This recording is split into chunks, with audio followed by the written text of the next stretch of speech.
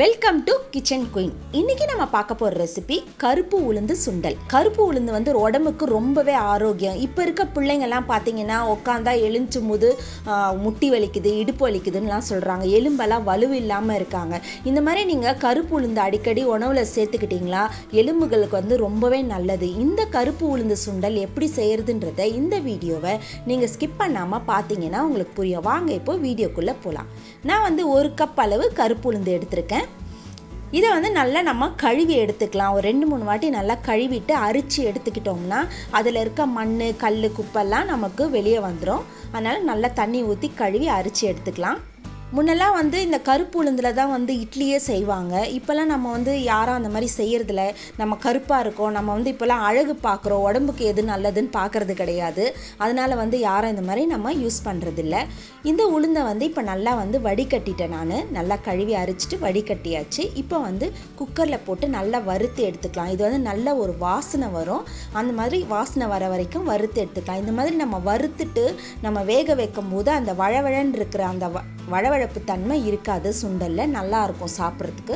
பாருங்கள், இப்போ நல்லா வாசனை வர ஆரம்பிச்சிருச்சு. இப்போ வந்து நம்ம இதுக்கு தேவையான தண்ணியை ஊற்றிக்கலாம். தண்ணி ஊற்றிட்டு கொஞ்சமாக இதுக்கு எவ்வளோ உப்பு தேவையோ அந்த அளவுக்கு நம்ம உப்பு இப்போவே சேர்த்துக்கலாம். சேர்த்துட்டு குக்கரை மூடிட்டு ஒரு 4-5 விசில் நீங்கள் விட்டுருங்க. பாருங்கள், நல்லா வெந்துருச்சு. பாருங்கள், நல்லா பூ போல் வெந்துருச்சு. எவ்வளோ சூப்பராக வெந்திருக்கு பார்த்தீங்களா? இது வந்து 4-5 விசில் விட்டிங்கன்னா போதும், உங்களுக்கு நல்லா வெந்துடும். இப்போ வந்து ஒரு 2 துண்டு தேங்காய் பத்தையை சின்ன சின்னதாக நறுக்கி வச்சுருக்கேன்.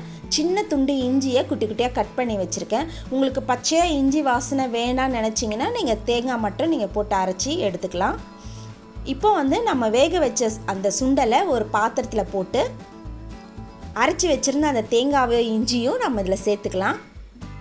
உங்களுக்கு கொஞ்சம் காரம் அதிகமாக தேவைன்னா இதில் வந்து ஒரு பச்சை மிளகா கூட நீங்கள் சேர்த்து அரைச்சிக்கலாம். நான் பச்சை மிளகா போடலை. உங்களுக்கு தேவைன்னா நீங்கள் போட்டு அரைச்சிக்கலாம். இப்போ வந்து தேங்காவை போட்டு நல்லா அதை கலந்து விட்டாச்சு.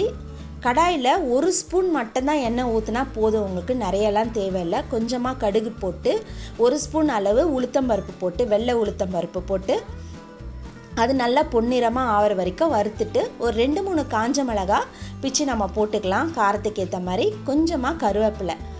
இப்போ நம்ம ஸ்டவ் ஆஃப் பண்ணிவிட்டு கடைசியாக கொஞ்சமாக பெருங்காயத்தூள் சேர்த்துக்கலாம். இப்போ நம்ம வந்து இந்த மாதிரி இஞ்சி, இந்த பெருங்காயத்தூள்லாம் சேர்த்துக்கும் போது உடம்புல வந்து அந்த கேஸ் எல்லாம் வராது. இந்த மாதிரி சுண்டல் சாப்பிடும்போது அதுக்கு தான் நம்ம வந்து இதெல்லாம் சேர்க்குறோம். இப்போ தாளிப்பை வந்து அதில் சேர்த்துட்டு நல்லா கிளறி விட்டுக்கலாம்.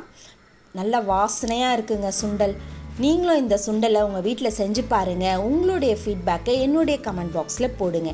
இந்த வீடியோ உங்களுக்கு ரொம்ப பிடிச்சிருந்ததுன்னா உங்கள் ஃப்ரெண்ட்ஸ்க்கெல்லாம் ஷேர் பண்ணுங்கள், லைக் பண்ணுங்கள், கமெண்ட் பண்ணுங்கள். நம்ம சேனலை சப்ஸ்கிரைப் பண்ணாதவங்க சப்ஸ்கிரைப் பண்ணிக்கோங்க.